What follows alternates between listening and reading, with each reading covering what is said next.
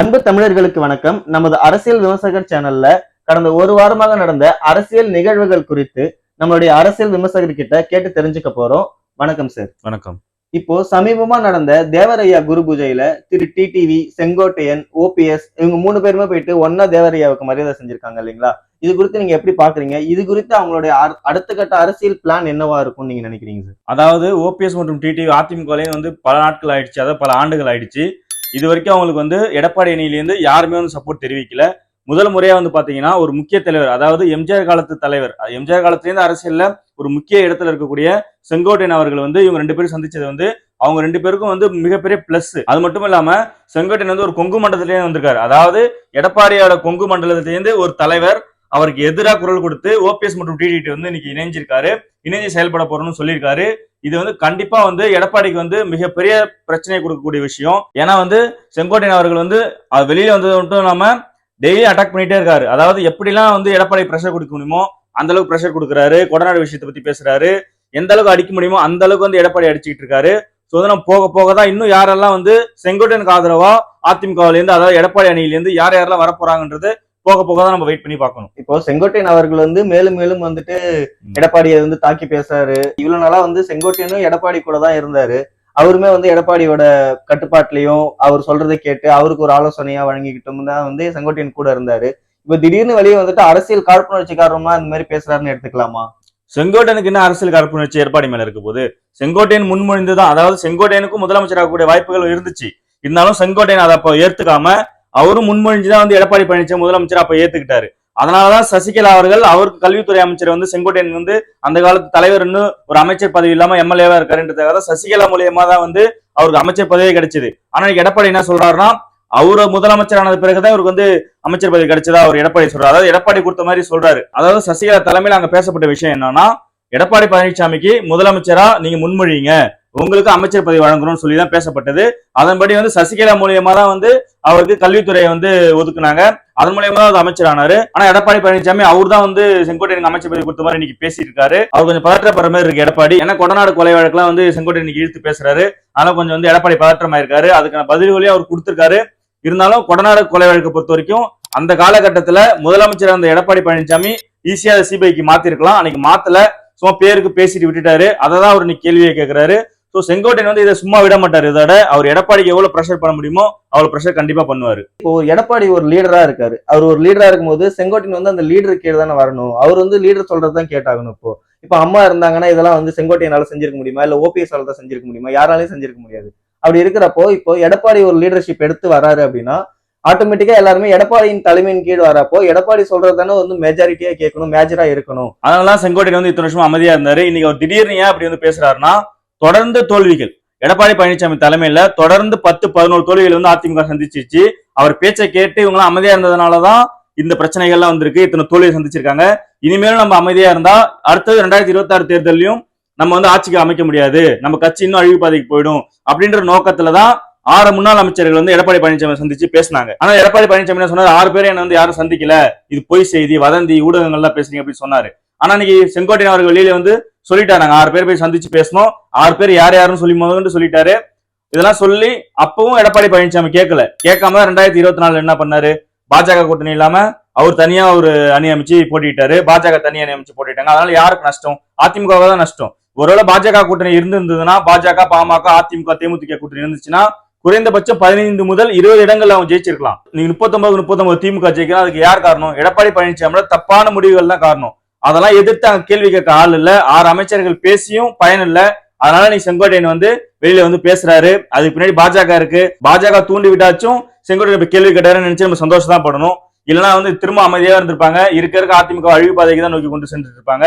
So wait பண்ணி தான் பார்க்கணும். இப்ப செங்கோட்டையன் வெளியில வந்திருக்காருன்னு யார் யார் வராங்கன்னு பார்ப்போம். அவங்க என்னென்ன முடிவு எடுக்கிறாங்கன்னு பார்ப்போம். இல்லைன்னா அதிமுக கண்டிப்பா இந்த தேர்தலையும் தோல்விதான் வரதுக்கான வாய்ப்பு அதிகமா இருக்கு. இப்ப இவங்க எல்லாமே ஒரு 3 பேர் 4 பேரும் தனியா பிரிஞ்சு போயிட்டாங்க. ஏற்கனவே திவாகரனா இருக்கட்டும், சசிகலாவா இருக்கட்டும், இவங்க எல்லாருமே அப்பவே தனியா ஒரு சில ஓட்டு, கணிசமான ஓட்டை 2021 தேர்தலையே அதிமுகவுக்கு எதிராக பல ஓட்டுகளை சிதற வச்சிருந்தாங்க. அந்த மாதிரி இப்ப இன்னும் பிரிஞ்சுக்கிட்டே இருந்ததுன்னா இது அதிமுகவுக்கு நல்லதா இருக்குமா சார்? கண்டிப்பா அதிமுக பாதிப்பை ஏற்படுத்தும். ஏன்னா 2021 உங்களுக்கு தெரியும், மன்னார்குடி தொகுதியில கிட்டத்தட்ட 21% அமமுக பெற்றுச்சு. அப்ப 21% அதிமுக கூட வந்து மன்னார்குடி தொகுதி ஜெயிச்சிருப்பாங்க. அதே போல தென் மாவட்டங்கள் பல தொகுதிகளில் வந்து அதிமுக ஜெயிச்சிருக்கும். அதே மாதிரி தேமுதிக கூட்டணி உள்ள வச்சிருந்தாங்கன்னா 30 தொகுதிகள் கிட்டத்தட்ட அதிமுக வெற்றி பெற்று இருக்கும். ஆனா அந்த தவறையும் அன்னைக்கு செஞ்சுட்டாங்க. எல்லாத்துக்குமே காரணம் எடப்பாடி பழனிசாமி தலைமையிலான அதிமுக தான். அந்த தப்பெல்லாம் அவர் தான் சரி பண்ணிருக்கணும். அவர் முதலமைச்சர் ஆகணும்னா அவர் தான் அதுக்கான நடவடிக்கை எடுக்கணும். ஆனா தொடர் நடவடிக்கை எல்லாமே தப்பா போகும்போதுதான் இது மாதிரி எதிர்ப்பு கேள்விகள் வருது. கண்டிப்பா இவங்க தனியை நியமிச்சாங்கன்னா கண்டிப்பா அதிமுக பாதிப்பு தான் ஏற்படுத்தும். அதன் முன்னே அவங்களுக்கு வெற்றி தான். டிடிவி, ஓபிஎஸ், செங்கோட்டையன் யாருக்கா இருந்தாலும் இப்ப 2026 அதிமுக தோல்வி அது அவங்களுக்கு வெற்றி தான். அப்போவாவது அதுக்கு அப்புறமாவது எடப்பாடி கீழே இறங்கி வந்து எல்லாரையும் ஒன்றிணைத்து 2029 தேர்தலையாச்சும் அதிமுக வெற்றி பெறுதான் நம்ம வெயிட் பண்ணி தான் பார்க்கணும். நீங்க சொல்றதெல்லாம் வச்சு பார்க்கும்போது எடப்பாடிக்கு மேலும் மேலும் வந்து திரு டிடிவி, சசிகலா இவங்க எல்லாம் பார்த்து பதட்டம் அதிகமாயிட்டே போதும். பதட்டம் அதிகமாயிட்டே போற காரணத்தினாலதான் ஒருவேளை அவங்களெல்லாம் மறுபடியும் கட்சிக்குள்ள சேர்க்க மாட்டாரோ, அது கட்சிக்குள்ள அவங்கள சேர்த்து இவருக்கு போறதுல அப்படி என்ன சார் எடப்பாடிக்கு வந்து சிக்கல் வந்துன்னு நினைக்கிறீங்க? அவருக்கு அவர் பதவி மேல பயம். அவர் இப்ப பொதுச் செயலாளரா இருக்காரு. இவங்களாம் உள்ள வந்து நாளைக்கு பொதுச் செயலாளர் பதவிக்கே வந்து ஆப்பு வச்சிருவாங்கன்ற பயம் இருக்கு. ஏன்னா இப்ப வந்து ஜெயலலிதா, எம்ஜிஆர் மாதிரி ஒரு லீடர் வந்து எடப்பாடி கிடையாது. அவர் வந்து இவங்களா அதாவது அந்த டைம்ல வேற வழி இல்லாம எடப்பாடி வந்து முதலமைச்சர் ஏத்துக்கிட்டாங்க. அதை வச்சு 4 வருஷம் ஆட்சி நடத்துனாங்க. ஆனா அவர் ஒரு மாஸ் லீடர் கிடையாது. ஜெயலலிதா, எம்ஜிஆர் மாதிரி ஒரு மாஸ் லீடர் கிடையாது. ஸோ ஈஸியா வந்து இவங்க வந்து அவர் வீழ்த்திடுவாங்க. டிடிஓ, சசிகலாவோ திரும்ப கட்சிக்குள்ள வந்தாங்கன்னா அந்த பொதுச்செயலாளர் பதவி ஈஸியா அவங்க அபகரிச்சிருவாங்க. அந்த பயம் வந்து எடப்பாடிக்கு இருக்கு.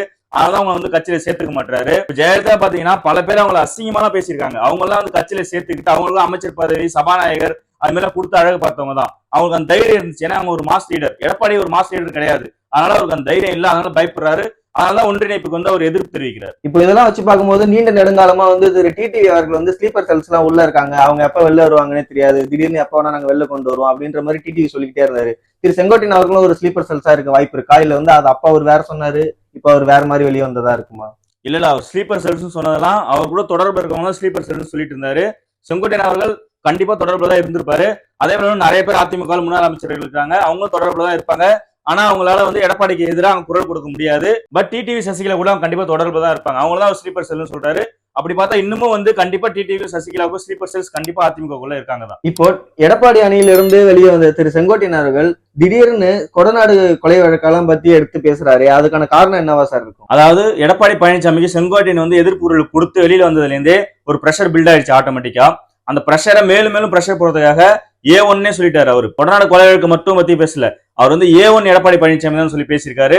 இதெல்லாம் வந்து அவருக்கு மேலும் மேலும் பிரஷர் கொடுக்கறதுக்கான யுக்திகள் தான். அதை அவர் கரெக்டா தான் செய்யறாருன்னு நான் நினைக்கிறேன். ஏன்னா வந்து எடப்பாடி பழனிசாமி யாருக்குமே வந்து ஒரு சரியான பதில் கொடுக்காம காலம் தாழ்த்திட்டே போயிட்டு இருந்தாரு இந்த ஒன்றிணைப்பு காரணமா. இப்ப செங்கோட்டையன் பண்றது வந்து பாத்தீங்கன்னா ஒரு நல்ல மூவ் தான். அதை தான் அவர் பண்ணிட்டு இருக்காரு. பாப்போம், அதிமுக ஒன்றிணைஞ்சு அதிமுக தான் நல்லது. நம்ம ஒன்றும் சொல்றதுக்கு இல்ல. அது எடப்பாடி பழனிசாமி தான் முடிவு எடுக்கணும். நம்ம வெயிட் பண்ணி தான் பார்க்கணும் இந்த விஷயத்துல. இப்போ கொடநாடு கொலை வழக்கு பாத்தீங்கன்னா தமிழ்நாடு அரசு தான் வந்து அப்பீல்னு சொல்லிட்டு இருந்தாங்க. 2021 இருந்தே நாங்க அதுக்கு தனி ஆணையம் அமைக்கிறோம், அதுக்காக தனி விசாரணை ஆணையம் எல்லாம் அமைச்சு வந்து அந்த கொலை வழக்குக்கு வந்து ஒரு நீதி வாங்கி கொடுப்போம் அப்படின்ற மாதிரி திரு ஸ்டாலின் அவர்கள் சொல்லிட்டு இருந்தாரு. அப்படி பார்க்கும்போது தமிழக அரசு தானே சார் ஆணையம் அமைக்கணும் அதுக்கு? கண்டிப்பா இது வந்து தமிழக அரசு வந்து ஆணையம் அமைச்சு நேரம் வந்து அதுக்கான முடிவுகளை சொல்லியிருக்கணும். ஆனா அவங்க காலம் தாழ்த்திட்டு போறாங்க. அதன்படி நடவடிக்கை எடுக்காம இருக்காங்க. எடப்பாடி பழனிசாமி வந்து செங்கோட்டையன், டிடிவி, ஓபிஎஸ்ல வந்து திமுக பிடிஎம் சொல்றாரு. ஒருவேளை இவரு கூட பிடிஎம் இருக்க வாய்ப்பு இருக்கு. அதனாலதான் கொடநாடு கேஸ்ல வந்து அப்படியே தள்ளி போட்டிருப்பாங்க. அப்படி கூட இருக்க வாய்ப்பு இருக்கு. ஆனா இதுக்கு வந்து முதல்வர் தான் சரியான பதில் சொல்லணும். அவர் தான் நடவடிக்கை எடுக்கணும். அவர் வந்து தேர்தல் வாக்குறுதியாவே இதெல்லாம் கொடுத்தாரு. அவர் செய்யாம இருக்கிறது முதல்வர் தான் இதுக்கு பதில் சொல்லணும். இப்ப சமீப காலமா வந்து பாத்தீங்கன்னா கரூர் சம்பவத்துக்கு அப்புறமா எடப்பாடி வந்து தாவேக்காவும் எங்களோட கூட்டணிக்கு வரப்போறாங்க, ரெட் கிரீன் சிக்னல் வந்துருச்சு அப்படின்ற மாதிரி நிறைய பேசிட்டு இருந்தாரு. ஆனா இப்போ ஒரு ரீசெண்ட் டேஸ்ல பாத்தீங்கன்னா எடப்பாடி அணியினர் எல்லாமே வந்து பாத்தீங்கன்னா விஜய் வந்து தாக்கி பேசுற மாதிரி இருக்கே சார், அதை எப்படி பாக்குறீங்க? ஆமா, எடப்பாடி பழனிசாமி வந்து கரூர் சம்பவத்துக்கு அப்புறம் விஜய்க்கு ஆதரவா தான் குரல் கொடுத்தாரு. ஆனா இப்போ வந்து பாத்தீங்கன்னா ஒருத்தவங்களா வந்து விஜய் எதிர்த்து பேசுறாங்க. இதுதான் எடப்பாடி பழனிசாமியோட வரலாறு. நீங்க எடுத்து பாத்தீங்கன்னா அவர் வந்து சசிகலா அவர்களால் தான் முதலமைச்சர் ஆக்கப்பட்டார். ஆனா சசிகலாவுக்கு துரோகம் பண்ணார். அதுக்கப்புறம் டிடிவியோட 18 எம்எல்ஏக்களால தான் அவர் முதலமைச்சர் தொடர்ந்தாரு. அப்புறம் அவருக்கும் துரோகம் பண்ணாரு. அதுக்கப்புறம் பாத்தீங்கன்னா ஓபிஎஸ் பக்கம் இருந்த 11 எம்எல்ஏக்களால தான் அவர் முதலமைச்சரை தொடர்ந்தார். அவங்களுக்கும் அவர் துரோகத்தை பண்ணாரு. அதுக்கப்புறம் பாத்தீங்கன்னா தேமுதிகவுக்கு வந்து 2024 தேர்தலில் ராஜ்யசபா தரனாங்க. அவங்க அந்த ராஜ்யசபா பதவியே தரல. அதுலயும் ஒரு துரோகத்தை பண்ணாரு. இப்ப அடுத்தது பாத்தீங்கன்னா விஜய்க்கு வந்து கூட்டணி போறதுக்கு முன்னாடியே ஒரு துரோகத்தை பண்ணிட்டார். அதாவது கரூர் சம்பவத்துல நாங்க இருக்கோம், விஜய்க்கு நாங்க ஆதரவா இருக்கோம் அப்படின்ற மாதிரி சொல்லியிருந்தாரு. இப்ப வந்து அதை அட்டாக் பண்ணி பேசுறாங்கன்னா கரூர் துயர சம்பவத்துல அதிமுக என்ன பேசுறாங்கன்னா விஜய் மாதிரி தப்பு இருக்குன்னு பேச ஸ்டார்ட் பண்ணிட்டாங்க. இதை அவங்க முன்னாடியே பேசினாங்கன்னா அது கரெக்டா இருந்திருக்கும். இவனால கூட்டணிக்காக வெயிட் பண்ணிட்டு இப்ப விஜய் வந்து கூட்டணி இல்லைன்னு அறிவிச்சதுக்கு அப்புறம் அவங்க அட்டாக் பண்ணி பேசுறது ஒரு தவறான அரசியல். இந்த விஷயத்துக்குள்ள அவங்க போகாம விஜய் அட்டாக் பண்ணலாம். பட் கரூர் விஷயத்துக்குள்ள போய் அட்டாக் பண்றது பாத்தீங்கன்னா ரொம்ப வந்து இது ஒரு தப்பான அரசியலா தெரியுது. ஏன்னா அவங்களே ஆதரவு தெரிவிச்சுட்டு அவங்களே எதிர்ப்பு தெரிவிக்க கூடாது. இதுவும் ஒரு துரோகத்துல தான் வரும். அதாவது விஜய்க்கு வந்து அவரு கூட்டணி போறதுக்கு முன்னாடி துரோகத்தை பண்ணிட்டாரு. ஒருவேளை கூட்டணி போயிருந்தாலும் இதேதான் விஜய்க்கு நடந்திருக்கும். இதே மாதிரி தொடர்ந்து அதிமுகவினர் ஒரு அரசியல் நிலைப்பாடுகளை எடுத்தாங்கன்னா இது ஒரு சரியான அரசியலாவே பார்க்க முடியாது. இது சரியான அரசியல்வாதிக்கு அழகாது. கண்டிப்பா வந்து எடப்பாடி பழனிசாமி தவறு மேல தவறு பண்ணிட்டு இருக்காரு. அதனாலதான் வந்து அதிமுக தொடர் தோல்வியை சந்திச்சுட்டு வருது. ஒருவேளை அதிமுக ஒன்றிணைந்து அவரே முதலமைச்சர் வேட்பாளர் கூட இருந்துக்கலாம். ஏன்னா அவர் வந்து 4 வருஷம் வந்து நல்லா ஆட்சி பண்ணாரு. அதுல எந்த குறையும் நம்ம சொல்ல முடியாது. சோ அவரே கூட முதலமைச்சர் வேட்பாளர் இருந்துக்கலாம். ஆனா கட்சி நல்லா இருக்கணும் அவர் நினைக்கணும். அவர் அப்படி நினைக்கல. அவர் பதவி மட்டும் இருந்தா போதுன்ற மாதிரி நினைக்கிறாரு. அவருக்கே தெரியும் நம்ம வந்து இப்படியே இருந்தா நம்ம வந்து 2021 தோல்வியா சந்திப்போம்னு. இருந்தாலும் அவர் அப்படி போறாருன்னா அவருக்கு வந்து கட்சி ஆட்சிக்கு வர்றதை விட அவர் பொதுச்செயலாளர் பதவி அவருக்கு வேணும். அதனாலதான் அவர் இப்படி தவறு மேல தவறு பண்ணிட்டு இருக்காரு. சோ அந்த தவறுகள்லாம் சரி பண்ணிட்டு அவர் வந்து கட்சியை ஒன்றிணைத்தால் தான் உங்களுக்கு ஒரு வெற்றி கிடைக்கும். அப்பதான் வந்து திமுக வந்து அவங்க ஆட்சியிலிருந்து அகற்ற முடியும். அது வரைக்கும் வந்து திமுகவுக்கு வெற்றி முகமா தான் இருக்கும். இப்போ சமீபமா நடந்த திமுகவோட 75வது அறிவு திருவிழாவில் திரு துரைமுருகன் அவர்கள் திரு உதயநிதி ஸ்டாலின் அவர்களை ராஜேந்திர சோழன் போல செயல்படுவார் அப்படின்ற மாதிரி சொன்னாரு. இப்போ அதை எப்படி சார் பாக்குறீங்க? இது வந்து அவர் துரைமுருகன் வந்து அவரை பாதுகாத்துக் கொள்றதுக்கும் அவர் பையனை பாதுகாத்துக் கொள்றதுக்கும் அவர் பேசுற பேச்சு இது. இது வந்து என்ன மன்னராட்சி நடக்குது. ராஜராஜ சோழன் முதல்வரும் துணை முதல்வர் வந்து ராஜேந்திர சோழன் சொல்றதுக்கு இதெல்லாம் வந்து ஒரு தப்பான விஷயம். ஒரு சீனியர் லீடர் வந்து இப்படி பேசுறதெல்லாம் வந்து ரொம்பவே தப்பு. அவர் வந்து அவரை பாதுகாத்துக் கொள்றதுக்கு அவருக்கு வர எலெக்ஷன்ல சீட்டு கிடைக்குமா கிடைக்காதுன்ற பயம் கூட வந்திருக்கலாம். அதை பாதுகாத்துக் கொள்றதுக்காக இது மாதிரி எல்லாம் பேசிட்டு இருக்கலாம். அது மட்டும் இல்லாம அவரோட பையன் கதிரானந்தோட அரசியல் வாழ்க்கையை அரசியல் எதிர்காலத்தை நினைச்சு கூட அவர் இப்படி பேசியிருக்கலாம். இதெல்லாம் வச்சு பார்க்கும்போது இப்போ சமீபமா துரைமுருகன் அவர்களுக்கு வயசு மூப்பு காரணமா வந்து அவர் வந்து பொதுச்செயலாளர் பதவியிலிருந்து விலகிடலாம் அப்படின்ற மாதிரி இருக்கிறாரு அப்படின்னு ஒரு தகவல் எல்லாம் வருது. இப்போ ரீசெண்டா பாத்தீங்கன்னா திமுகவுமே வந்து பொன்முடி அவர்கள் எல்லாம் வந்து மறுபடியும் வந்து பொதுச்செயலாளரா வந்து நியமிச்சிருக்காங்க. துரைமுருகனோட மருமகள் அவங்களுக்கும் வந்து எம்எல்ஏ சீட் கொடுக்க போறதா, அதே வந்து துரைமுருகனோட தொகுதியிலேயே கொடுக்க போறதா சில தகவல்கள் எல்லாம் வெளியே வந்துட்டு இருக்குது. இது மாதிரி ஒரு காரணங்களுக்காக துரைமுருகன் இப்படி பேசியிருக்கலாம்னு நினைக்கிறீங்களா? இல்ல, எந்த ஒரு தலைவரா இருந்தாலும் ஒரு பதவி வந்து மத்தவங்க விட்டு கொடுக்க வந்து முன் வர மாட்டாங்க. அதே போலதான் துரைமுருகனும் கண்டிப்பா அவர் பொதுச்செயலாளர் பதவி விட்டு அவரையெல்லாம் விலக மாட்டாரு. அவர் காலத்துக்குமே வந்து பொதுச்செயலாளர் கண்டிப்பா நீடிப்பாரு. அதுல வந்து திமுக எந்த மாற்றத்தை ஏற்படுத்தாது. ஏன்னா அவருக்கான மரியாதையை வந்து முதல்வர் வந்து கொடுத்துட்டு இருக்காரு. சோ அதுல இருந்து கண்டிப்பா நீக்க மாட்டாங்க. மத்தபடி பாத்தீங்கன்னா அவங்க குடும்பத்துல யாருக்கும் சீட்டு கேட்கறாங்கன்னு சொல்றீங்க. அதெல்லாம் நடக்காது. நடந்தா வந்து வேலூர் மாவட்ட அரசியல்லே வந்து அவருக்கு எதிர்ப்புகள் கிளம்பலாம். ஏன்னா கடந்த தேர்தலே வந்து துரைமுருகன் வந்து பெரிய வாக்கு வித்தியாசத்தெல்லாம் ஜெயிக்கல. அவர் பையனுமே அப்படிதான் கஷ்டப்பட்டு தான் வின் பண்ணிருக்காங்க. சோ இன்னமும் அவங்க குடும்பத்துல இருந்து யாராவது ஒருத்தனை கொண்டு வந்தாங்கன்னா கண்டிப்பா வந்து அவங்களுக்கு எதிராக தான் அது முடியும். இப்போ தேமுதிக பாமக இவங்க 2 பேரும் பாத்தீங்கன்னா சமீப காலமா கூட்டணி முடிவுகள்ல ரொம்ப அமைதி காத்துட்டே இருக்காங்க. இது எப்படி சார் பாக்குறீங்க நீங்க? அவங்களோட பார்கெனிங் பவரை இன்க்ரீஸ் பண்றதுக்காக தான் அவங்க வந்து வெயிட் பண்ணிட்டு இருக்காங்க. ஏன்னா வந்து தாவேக வந்து புதுசா ஒரு கட்சி ஆரம்பிச்சு விஜய் வந்திருக்காரு. சோ தாவேக என்ன முடிவு எடுக்குது அதை பொறுத்து தான் வந்து இவங்க 2 பேருமே வந்து கூட்டணி வந்து முடிவு பண்ணுவாங்க. ஏன்னா அப்பதான் இவங்க பார்கெயின் பண்ணி அதிக சீட்டுகளை பெற முடியும். சோ இவங்க 2 பேருமே வந்து கண்டிப்பா வந்து விஜய் அவரோட கூட்டணி முடிவு அறிவிக்கிற வரைக்கும் இவங்களும் வெயிட் பண்ணுவாங்க தான். அதுக்கு பிறகுதான் இவங்க வந்து எந்த கூட்டணி சொல்லிட்டு முடிவு பண்ணுவாங்க. நமக்கு தெரிஞ்ச வரைக்கும் தேமுதிக இந்த முறை வந்து அதிமுக கூட்டணி பக்கம் போறதுக்கான வாய்ப்புகள் இல்ல. ஆல்ரெடி அவங்க வந்து திமுக பேசிட்டு இருக்காங்க. சோ திமுக பக்கம் வந்து தேமுதிக போறதுக்கான வாய்ப்புகள் தான் அதிகமாவே இருக்கு. ஏன்னா அவங்களுக்கு வந்து கண்டிப்பா வந்து எம்எல்ஏக்கள் இந்த முறை தேவை. ஏன்னா அவங்க கட்சியோட அங்கீகாரத்தை தக்க வைக்கணும். சோ அதனால வந்து அவங்க கண்டிப்பா வந்து அதிமுக பக்கம் போறதுக்கான வாய்ப்புகள் இல்ல. ஒருவேளை தாவேக அதிமுக கூட்டணி அமைந்தால் பாமக அந்த கூட்டணியில இருந்தால் தேமுதிக வந்து அதிமுக பக்கம் போறதுக்கான வாய்ப்புகள் அதிகமா இருக்கு. பட் அந்த சுச்சுவேஷன்ல அவங்க போனாங்கன்னா அவங்களுக்கு எவ்வளவு சீட்டு கிடைக்கும்ன்றது வந்து டவுட் தான். ஏன்னா கம்மியான சீட்டுகள் தான் ஒதுக்க முடியும். பட் தற்போதைய சூழல்ல அவங்க வந்து திமுக பக்கம் போறதுக்கான வாய்ப்புகள் அதிகமா இருக்கு. அவங்க எதிர்பார்க்கிற அளவுக்கு சீட்டுகளும் கொடுக்கப்படுறதா வந்து ப்ராமிஸ் பண்ணிருக்கிறதா நமக்கு தெரிய வருது. சோ வந்து பாப்போம், வெயிட் பண்ணி பார்ப்போம். தேமுதிக திமுக பக்கம் போறதுக்கான வாய்ப்புகள் அதிகமா இருக்கு. அதே போல பாமக வந்து அதிமுக பக்கம் போறதுக்கான வாய்ப்புகள் தான் அதிகமா இருக்கு.